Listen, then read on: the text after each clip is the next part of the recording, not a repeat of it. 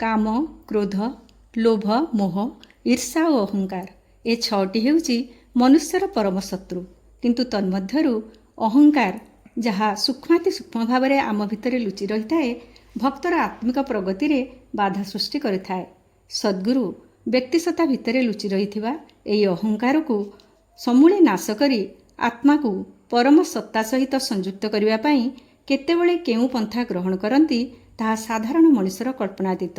श्री साई मुड़े शास्त्रींकर अग्निहोत्री ब्राह्मण बोली थिबा अहंकार एवं बाबांकर अंतरंग भक्त नाना चंद्रकर्कर संस्कृत ज्ञानर अभिमान को किभली नाश करथिले श्री साई सच्चरित्र वर्णना करा जायछि। जे पर्यंत मनुष्यर अहंकार समूले नष्ट होई न थाए से पर्यंत भगवत प्राप्ति संभव नुहे।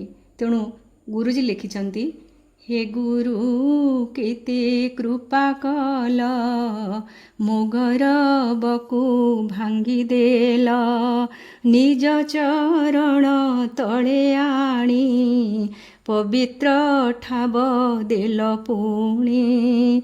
जय श्री साई, जय श्री गुरुदेव।